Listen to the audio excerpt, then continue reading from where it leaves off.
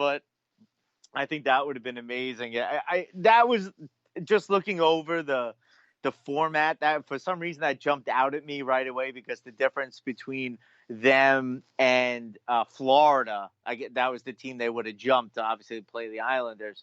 Was the 0.002 percentage points. I was like, oh my goodness. But other than that, look, I think that I like some of the first round matchups. I know for some reason people are saying that the Penguins may have a tough time because of Carey Price, who I don't know. Montreal just isn't a good team, and I don't think he's as good as he used to be.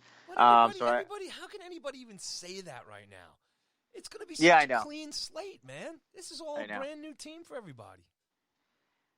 Oh yeah, I agree. And I just think Pittsburgh's a much better team. But like you said, but who knows? I mean, they were a much better team like 2 months ago. Like I don't know what that means now. Malkin and Crosby could have just been sitting on their couch for the last couple of months eating chicken wings like I have. Yes, true.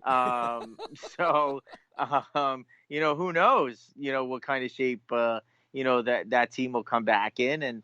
Islanders, Panthers, they played each other in the playoffs a couple of years ago. To me, I'm not really too excited about that matchup. But, actually Maple Leafs, Blue Jackets is an interesting first round matchup. Blue Jackets, another young team similar to the Rangers. And Toronto, they're always a team that just can't get out of the first round. So, and being, obviously a Ranger fan, I'm always going to root for Torts. I think a lot of us are just Torts guys and like to see him do well. So that I think I'd be looking, at Columbus as a team that I'd like to see get past Toronto. And obviously our matchup against Carolina. Well, before you hit Go ahead. that matchup with Carolina real quick, if everybody remembers, Columbus was just devastated with injuries. They lost Yeah. like everybody. And Torts has still had them hanging in there in a playoff spot and still doing okay there at the end. So think about that. In terms of them, they're all, hopefully going to be healthy and everything. And like I said, that's the fresh start.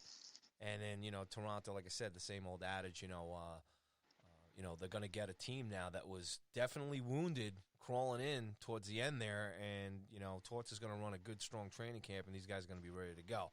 But before we talk about Rangers, Canes, can we at least officially now, KD, anybody who loses, I don't want to hear anybody going to say, well, it was the tournament. It was the different format. You know what I'm saying? Well, I'm going to say that if the Rangers don't get way. them. Come on, man. But yeah, and actually, I think that they actually did a smart thing with the round robin with the top four teams just to get them some games. I think that was a smart decision as well, not to have them sort of being rusty and just while these other teams get a full series in, to have those four teams play each other, get some games under them, and then be ready for that first round matchup. I think is another smart move. That what's the story there, Kevin? Do they? How many games do they play each other? The top four teams. I have no idea. I didn't say look here that on the sheet. Yeah, I don't know. Maybe it may be just a decision that all four teams make. Maybe they're just like, let's just play each other once. Let's all of us play each other once, and get our feet out from under. Or get going with it, and see where they go. And they're going to be playing the regular season overtime rules, where obviously these other teams that are in the play-in rounds will be doing the playoff overtime format. So those four teams will be doing the 3-on-3 and then shootout in their games. Not that it matters. Actually, does it matter? They're not coming up with different seedings, are they? Right? They're going to keep with the 1 through 4, right? Where Boston is 1, Tampa's 2, Washington's 3, and Philly's 4, right? Yeah, that stays. That's not determining any seeding. All it says is the top four teams play for first seeding, but it doesn't say how many games they play because it says qualifying round. The remaining 8 teams play best of 5 series to advance to the first round playoff. No, so they are playing for seeding.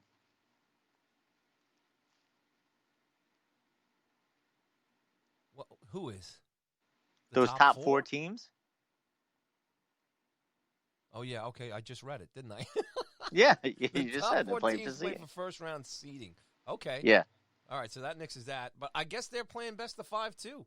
I guess they have to play the same amount as the qualifying round, right? I have no idea. I don't know what the schedule's going to be, but I guess what it's going to be is whatever they probably all play each other once, and then they'll count up the points that they've gotten from those 3 games, right? I They guess would so. each have 3 games. That's the one thing that I don't see here on the sheet. And it's because it says best of 5 for the qualifying round for everybody else. Yeah. So so that will determine seeding in that first round, that round robin with the top 4. Interesting. Okay. Super. So here's the timeline. So pauses March 12th. The league is in phase 1 with teams having they've pretty much all been self-isolated. Blah, blah, blah. So early June is expected that teams will be permitted to return to home facilities. So next couple of weeks, you'll see some training camps opening up with limited numbers. Phase 3 is no earlier than the first half of July that formal training camps can begin, and that's after medical clearance. 24 teams, and then Phase 4, with the timing still to be determined, 24 teams in 2 hub cities will compete in seeding round robins, blah, blah, blah. We just went through that. And then the cities that we knew about. Yeah, I think you have a great point there. I don't see how they're going to have a Canadian city, mixed in there, but so we'll see what happens. Well, and I tell you what, Paulie, if we're confused right now with what the round robin means, and usually round round robin usually, is usually you play each other once. I mean, I assume that that's what it means. Um, the draft lotto thing is like nuts. Like it took me like 10 reads about how that's going to work out. And Like they're did going you to be understand it? putting Because pink. I didn't read it. What'd you get out of it? Well, what they're doing is they're going to do the lotto for obviously the teams that didn't get in. So the 7 teams that didn't get in. And then they're going to put unassigned place markings in for the 8 other teams that lose in the playing game. And they're going to do a first round of the lotto. So the 1 through 7 teams are the teams that didn't get in: Buffalo, New Jersey, Ottawa, Detroit, Anaheim, Los Angeles, and San Jose. And then there's going to be 8 unassigned picks after that. So there's 15. What is that? 15 total. So if they pick out the ping pong ball for like number 10 and number 9 to be like the top 2 picks, and then say they pick like the Ducks for the 3rd pick, they then need to do a second lotto after the playing games. So now the losing teams will then be put in a lotto to see what spot they all get, to see who gets that first and second spot. How confusing is that? Like, I don't understand why they just don't wait. Like, why not just wait till that first round is over? I didn't see, unless I missed an explanation somewhere. But I thought that's what they are doing. No. Like, why even have that first go about with the unassigned Gotcha. spots? Because they're basically doing a lotto with 8 space holding spots. There's no team assigned to spot number 10. Yeah. So if spot number 10 wins, it's like, well, it's spot number 10. So then once the teams win, say the Rangers lose. So now the Rangers are in there. They then have to do a lotto to see where the Rangers would then fall. If they get that number 10 pick that won the lotto, they would then be the number 1 pick.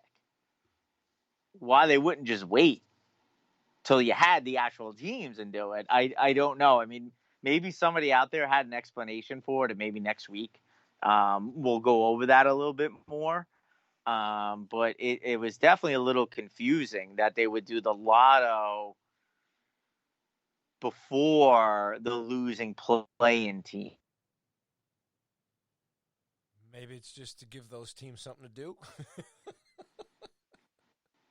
I guess. Something to get Like excited I for? I don't know. yeah, I don't know. Like, so they're doing the lotto for the picks, to see who would. All right, so the 10 pick gets bumped up to the 1 I pick, know what they're doing. and then they're gonna They've got to get some of this TV rating stuff, right? They've got to spread this out. probably. You know what? That's the only thing I can think of now, because then they're gonna do a lotto to see who of those playing teams would get that number 1 pick. Like, why not just wait? I don't know. They're bringing us all in, man. They need eyeballs on TV screens and websites and magazines. And actually, want to hear something great too with the draft is that the Rangers can win their playing round, which would normally exclude them from being a lotto pick, but because of the Brady Shea trade, I know, sweet. If Carolina loses, obviously if the Rangers beat them, Carolina loses, and then Toronto loses, the Rangers get the Carolina draft spot, because apparently Carolina had a trade with Toronto, and the Rangers got the worst of their first two. Carolina has 2 first-round picks, so they would get the worst of the 2. So if Toronto and Carolina both lose the first-round pick, the Rangers could win, advance, and then still be eligible to potentially get the number 1 pick, which would be insane. That would be awesome. It's going to happen. Yeah. We're going to be there for it. And all for Brady Shea. And for Brady Shea. Even better. Good old Brady Shea, buddy. We knew he's probably gonna help, because he's so bad. He's gonna help us win the first round. And then it's gonna be his reason, he's gonna be the reason that we get the number 1 pick. So good stuff. Yeah, love man. Brady. Man. I'd love him on another team. What a great trade. What a great trade. That Gordon guy. He knows what he's doing. That's right, man. Front end is awesome. We have an incredible front office. They're doing great things for us. Now we just have to figure out who's going to play goalie for us. Well, let's dive into it, man. I mean, look, speculation is one thing. We might as well have some fun with it. I guess the fun thing the fun thing, I guess, to even think of before any of this starts with the whole goalie thing with the Rangers and everything. But just everybody, from, you think of the last couple episodes we did before the season ended, me ripping on Kako. He has a game there. Just the all 3 goalies back, all this stuff going on. But now, you fast forward and these guys coming in, obviously Mika just playing lights out, just incredible stuff. Just the thought of, I guess the great thing for the Rangers is how young these guys are. And hopefully, like I said, they've been kind of keeping themselves in shape and everything else. But I guess it's just going to start right there. It'll be interesting to see how these guys come back, in shape. I know we've all seen Hank's been on the ice. A lot of these guys have been on the ice, and I'm sure they've been, taking care of themselves. But that's just going to be the fun thing to see how these guys come in. And, the Rangers are just playing so well. We had talked about it all season long. They had pretty much remained really healthy throughout the season, just in terms of avoiding injuries and everything else. So it's just going to be great to look at this. Except for Kreider. I mean, hold on a second. You're bringing him up, but I'd love to hear you. Does anybody know where he's at? I thought I saw something a couple of weeks ago. He was on the ice in Colorado before that game. Yeah, I thought I saw something a couple of weeks ago that said he was fine. So I can't imagine. Is that? Oh yeah, well yeah, similar to what you were saying about Columbus. I mean, the Rangers, are definitely catching a break here, where Kreider wouldn't have been there for them down the stretch run. Fans, man. He was skating. Yeah. Yeah, well, that's true. I mean, who knows with him? But and now they're going to have him back fully healthy, especially if they're not going to start till August or the end of July, whatever it ends up being. So that's a huge bonus for the Rangers. And then your boy Kako.